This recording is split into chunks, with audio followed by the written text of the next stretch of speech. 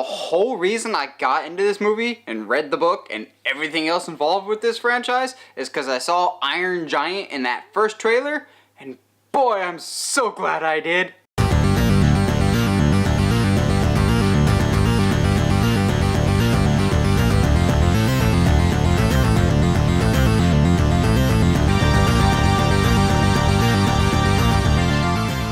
Hey movie fans, so I just saw Ready Player One, basically the geekiest movie that's ever been made up until this point. There is so many Easter eggs, but in the best possible way. So, what are the goods, what are the bads? Let's break this all down and talk about probably one of the most fun movies I've had in a long time at the theater. Not the best, but one of the most fun. This movie is just so much fun to see.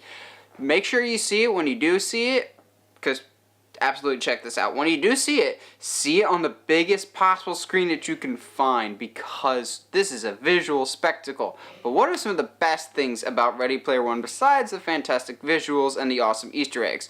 Well, for me, one of the best things about this has to be the cast. The characters in this are fantastic. They're well performed all around. The villain, Nolan Sorrento, played by Ben Mendelsohn from Rogue One and Dark Knight Rises, he just clearly enjoys being a bad guy. He's such a good bad guy. He's not really the Nolan Sorrento from the book, or at least how I read Nolan, but after a certain point when I'm watching this movie, I just go, okay, I have to accept this as a movie and not shot for shot from the book, because it's both a pro and a con that they change quite a bit from the book.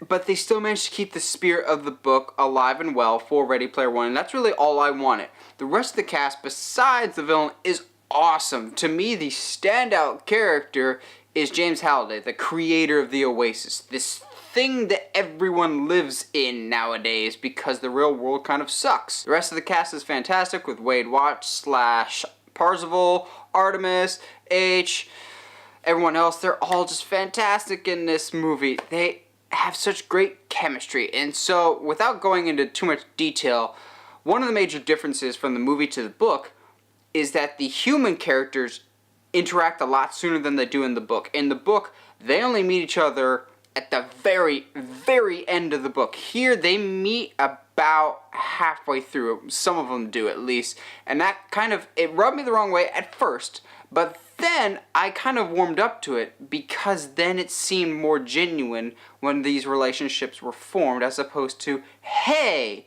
I think I like you based on an online profile, which I kind of get is the spirit of the book, but here it really worked more for the movie of having actual physical on-screen time together with certain characters, and it really worked in that regard, and the characters had great chemistry between them to carry those scenes. I talked earlier about the Easter eggs in this movie, because that's essentially what this is. It's Easter Egg, the movie, starring Hunt for the Easter Egg, because this movie is just basically hunting for the greatest Easter egg known to mankind.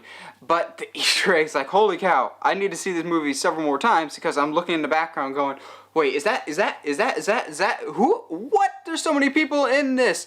And certain cameos, at certain points you feel like it's kind of overload, but it all still makes sense in the world that they have created. At times you feel kind of overwhelmed with the Oasis, but after a while you just kind of settle in and kind of get used to seeing all the random cameos, these just kind of obscure 80s things.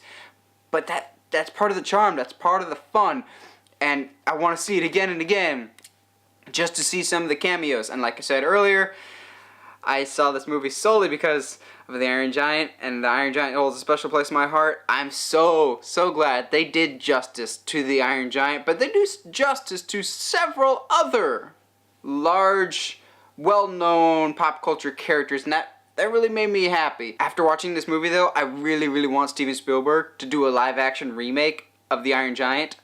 Please. But I also really like the humor for this movie. It was really funny. It had some, there was not a whole lot of humor that, like, you're supposed to laugh that you don't laugh at. Everything here, for me at least, almost all the humor connected. I enjoyed this movie a lot. It's not perfect, however, no movie is. So what are some of the negatives that kind of detract from the movie as a whole? Well, the beginning of the movie, you kind of get bogged down with a lot of voiceover exposition from the main character, Wade. He basically goes into immense detail about the Oasis, the creating of the Oasis. What is the Oasis? And I'm like, okay, I get the book, so I can follow this pretty easily.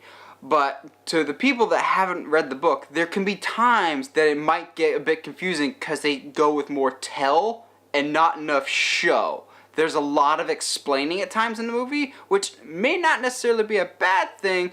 It just can get a bit heady and may not have been the best way to present a lot of information. I also had a weird, I read the book and it wasn't like this at all for the movie complaint, but it's the only one I'll really harp on in great detail. In the movie, Simon Pegg plays a character named Ogden Morrow, who is a really key and vital character both in the book and in the movie. However, in the movie, his role is significantly reduced. He is in there, he has some form of a presence, but in the book, he's more constant throughout, and I would have liked to see more of him because Simon Pegg is a great actor, and he really, really worked in this role because Simon Pegg, he's a geek like the rest of us, so he was perfect for this role.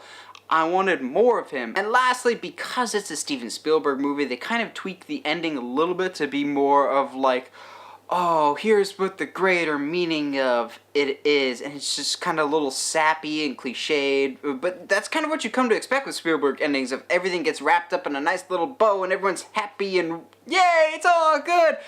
That's not necessarily a bad thing. For this kind of story, it works. I'm just saying the ending may have been a little too cliche. They could have done something a little bit better, but as a whole, I really, really enjoyed Ready Player One, and I'm looking forward to seeing it multiple times to try and catch all those little Easter eggs, those quick flashes of various characters and cameos. As a whole, I'll probably give Ready Player One an 8 out of 10. It's a ton of fun. It's not perfect. It's got some issues, but it's still a lot of fun. Well, what do you guys think of Ready Player One? Let me know in the comments below. And as always, if you like what you see and want to see more, subscribe to the channel, or find me on Facebook, Twitter, or Instagram at Uncharted Media. Stay sharp, movie guys and gals.